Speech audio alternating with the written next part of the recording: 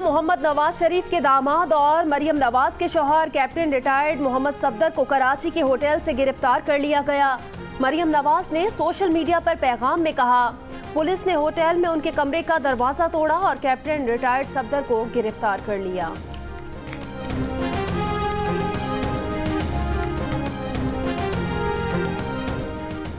कराची में मज़ार कायद में कैप्टन रिटायर्ड सफदर के नारे लगाने के खिलाफ ब्रिगेड थाने में मुकदमा दर्ज कर लिया गया।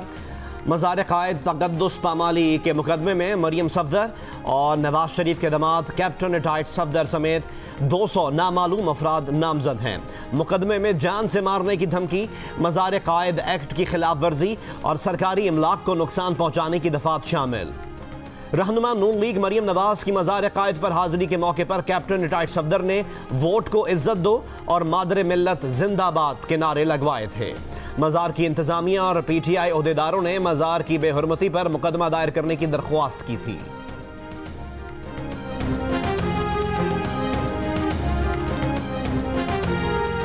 मज़ार कायद में नारे लगाने पर हुकूमती वज़रा की शदीद मज़म्मत। वज़ीर इत्तलात शिबली फराज ने कहा, मज़ार को सियासत के लिए इस्तेमाल करना काबिल मज़म्मत है। विफाकी वज़ीर फवाद चौधरी ने कहा, कैप्टन रिटायर्ड मोहम्मद सफदर और मरियम नवाज को अपने इस कदम पर मुआफ़ी मांगनी चाहिए। मुस्लिम लीग नून की रहनुमा मरियम नवाज का कराची में अपोजिशन के जलसे से खिताब। कहा, एक शख्स चीख चीख कर अपनी नाकामी का मातम कर रहा था। खुदारा वज़ीर आज़म की कुर्सी की ही लाज रख ली होती। नानी कहकर उनकी नहीं मुकद्दस रिश्ते की तज़हीक की। आप नून लीग पर पाबंदी के लिए इलेक्शन कमीशन गए तो हम भी आपके खिलाफ इलेक्शन कमीशन में जाएंगे।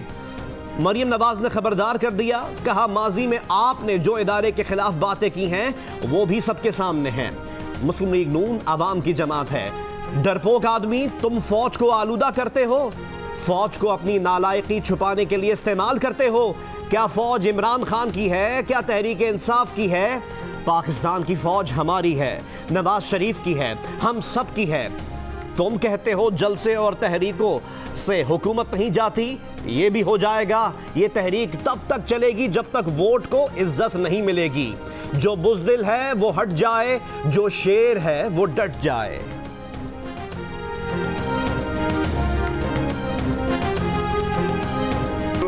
उनके वालिद जो है वो तमाम जो कह रहे हैं कि हर किस्म का जो काम खराब हुआ उसकी रिस्पॉन्सिबल फौज है। ये कह रही है मेरी भी फौज है। ये आज सलूट कर रही है फौज को। तो लग रहा है इनका सॉफ्टवेयर अपडेट हो गया है।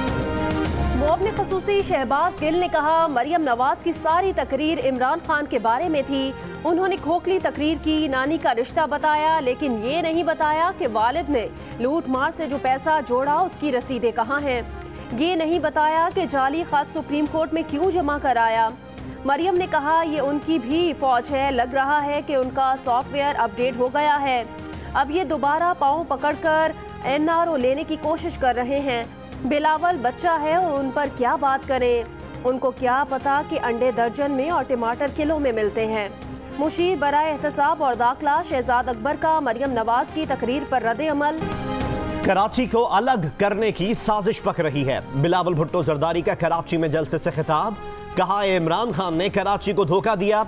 1000 अरब का पैकेज धोखा और यू टर्न निकला। कराची पैकेज में आपके लिए 1 रुपया नहीं। बलूचिस्तान और सिंध के जजायर पर कब्जे की कोशिश की जाती है। ऑर्डिनेंस वापस नहीं लिया तो अरकान को कहता हूं सेनेट में उस ऑर्डिनेंस को लात मारकर बाहर कर दें। सेलेक्टेड हुकूमत की बुनियाद ही नहीं, ये खोखला ढांचा है। किसी एक शख्स की हुकूमत जमहूरियत नहीं हो सकती। हमें जमहूरियत चाहिए जहां हुकूमत आवाम की मर्जी से बनती है। नैब की धमकी, कैद की धमकी, हम धमाकों से नहीं डरे, इस सेलेक्टेड से डर जाएंगे। नालायक नाअहल वजीर आजम को जाना पड़ेगा। आज पूरी क़यादत एक पेज पर है, उन सेलेक्टर्स को हमारे पेज पर आना पड़ेगा। ये लड़ाई नई नहीं है, लेकिन अब ये फैसला कुन होगी। मौलाना फजलुर रहमान ने कहा, हमें मजबूर किया जा रहा है कि हम धांधली के नतीजे में कायम हुकूमत को तस्लीम कर लें। हमें डराया धमकाया गया, लालच दी गई, हम डरने वाले नहीं। जिन कुव्वतों ने कहा कि आप इस हुकूमत को तस्लीम कर लें तो ये मुमकिन नहीं। हकीकी तब्दीली चाहिए जो वोट के जरिए होगी। हम जानवर नहीं कि हमारे सामने जो चारा डालें हम उसे कबूल करते जाएं। 1 करोड़ नौकरियों का ख्वाब 26 लाख नौकरियों के खात्मे पर खत्म हुआ। वजीर आजम आज़ाद कश्मीर पर गद्दारी के मुकदमे में से हिंदुस्तान खुश हुआ। ये कश्मीर का सौदा करके मगरमच्छ के आंसू बहाने लग गए। दुनिया कहती है जो करप्शन को मिटाने आए थे उनके 2 साल दौर में करप्शन बढ़ गई। अनाड़ियों के हवाले मुल्क करोगे तो बेड़ा गर्क होगा। तुमने चोर चोर कहकर बदनाम तो किया, लेकिन इसी हुकूमत की बरकत से लोग इन्हें दोबारा मांग रहे हैं कि कम अज कम खाने को तो मिलता था। हमारे नजरियाती इख्तलाफ हो सकते हैं, मगर तमाम सियासी कुव्वतें एक प्लेटफॉर्म पर हैं। ये जंग हम जीत कर रहेंगे, अपना हक लेकर रहेंगे।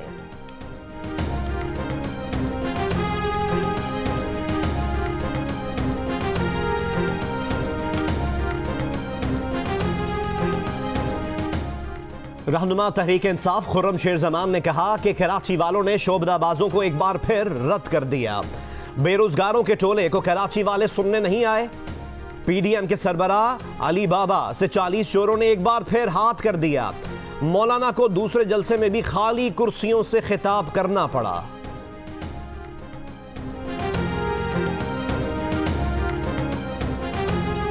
कराची में पीडीएम के जलसे में पुलिस की वर्दी में स्टेज की तरफ जाने वाले मशकूक शख्स को हिरासत में ले लिया गया। पुलिस के मुताबिक मशकूक शख्स मोटरसाइकिल पर वीआईपी गेट की तरफ आया था। मुबैना एहलकार ने खुद को एंटी करप्शन का सब इंस्पेक्टर बताया था।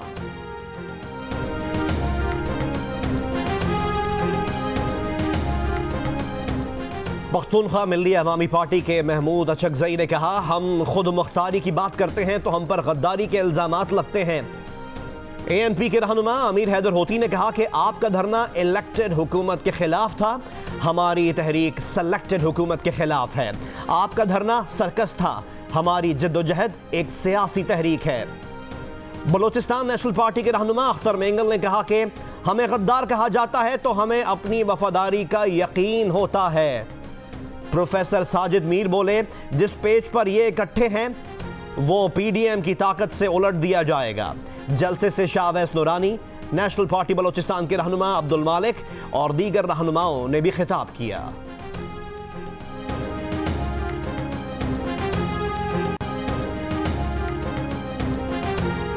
नवाज शरीफ का मसला किसी फर्द के साथ नहीं, इदारों के साथ है। वो एक सजा याफ्ता मुजरिम है जो सवाल करने का कोई हक नहीं रखते। विफाकी वजीर असद उमर ने कहा, लंदन भागने वाले नवाज शरीफ की तकारीर सिविल बालादस्ती और जमहूरियत के लिए नहीं, अपनी करप्शन बचाने के लिए हैं। नवाज शरीफ ही अपने भाई और एलची को मुलाकातों के लिए भेजते हैं। जब हर जगह से नाकामी हुई तो उन्हें जमहूरियत याद आ गई।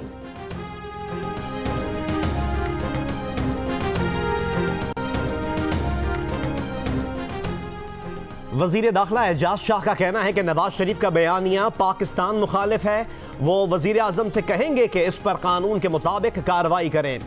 अगर दुनिया को पता होता कि नवाज शरीफ क्या कहने जा रहे हैं तो जो ये आधा स्टेडियम भरा था वो भी ना भरता। जियो न्यूज के प्रोग्राम जरगा के मेजबान सलीम साफी को इंटरव्यू।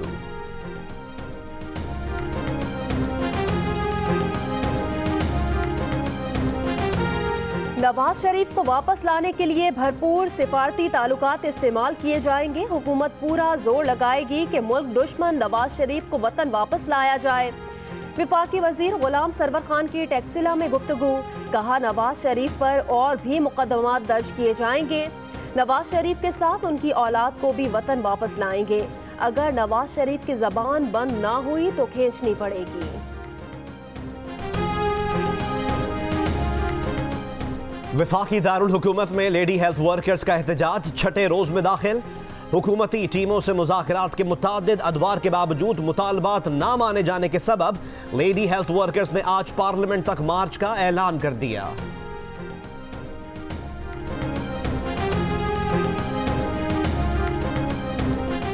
लाहौर के इलाके गुलबर्ग के हफीज सेंटर में गुज़श्ता रोज लगने वाली आग के बाद रात गए कूलिंग का अमल मुकम्मल।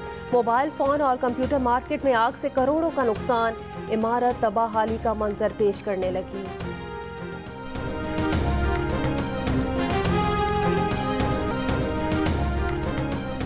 घोटकी के नवाही गांव वल्लू महर के धोबी रमेश कुमार के अकाउंट से 12 अरब 78 करोड़ 71 लाख 45 हजार रुपए की ट्रांजैक्शन का इंकशाफ। FBI ने टैक्स ना देने पर नोटिस भेजकर तहकीकात शुरू कर दी। अफगान रहनुमा गुलबदीन हिकमत यार आज वफ्द के हमरा पाकिस्तान के दौरे पर पहुंचेंगे। वजारत इत्तलात के मुताबिक वफ्द का पाकिस्तानी क़यादत के साथ अफगान अमन अमल पर तबादला ख्याल होगा। पाक अफगान दो तरफा ताल्लुकात के फ़रोग पर भी बातचीत की जाएगी।